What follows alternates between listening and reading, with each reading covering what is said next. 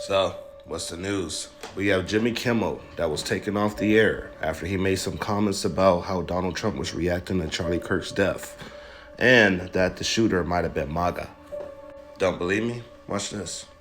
With the MAGA gang desperately trying to characterize this kid who murdered Charlie Kirk as anything other than one of them and doing everything they can to score political points from it. In between the finger pointing, there was grieving. On Friday, the White House flew the flags at half-staff, which got some criticism.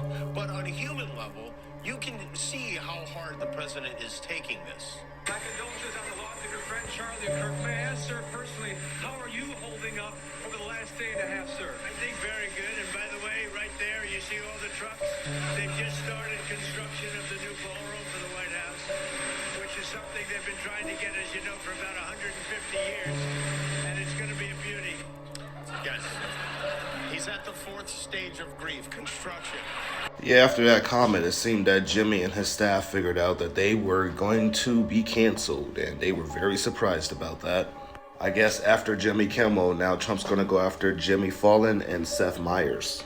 He also made some comments towards Stefan Colbert.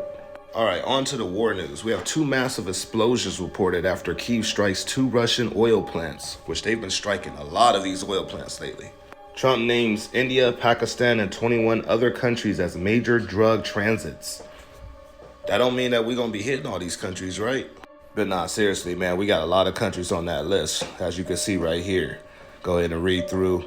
And hopefully we're not going to start trying to put tariffs or, I don't know, attack these countries or anything like that. Because you already see us in the standoff with Venezuela. Britain's getting their troops ready to be able to face off in the South China Sea because China's getting a lot more aggressive with the Philippines and Taiwan, and the UK and the United States is trying to make sure they're ready to face off against China. Erdogan is reaffirming his solidarity with Syria against Israeli aggression. India is worried that Saudi Arabia and Pakistan's mutual defense treaty deal is going to get Saudi Arabia nuclear weapons. And they did call this a threat to their national security, so I don't know, India's not feeling too well about this, and this might make other countries start, seeking nuclear weapons or seeking nuclear support. Maybe Iran and Russia? Is it coming? Is it coming? Pakistan and Iran also agreed to deepen their agricultural cooperation, and they're going to try to up their trade between each other. Nice that they're trying to help each other economically. Pakistan's security forces killed 4 Indian-sponsored terrorists. Y'all know that Pakistan and India have been stepping up anti-terrorist organizations, even though they both support some.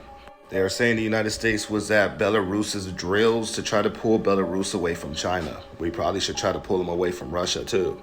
Trump is now thinking a friendship with Putin is not going to work, probably because of all the attacks that Putin's doing on Ukraine and then the whole thing that happened with Poland.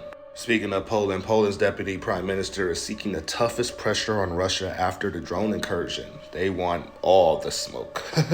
They're meeting in Ukraine for a joint drone production. They got their military in Ukraine right now getting ready to be trained for how to use drones basically against Russia and how to defend against them.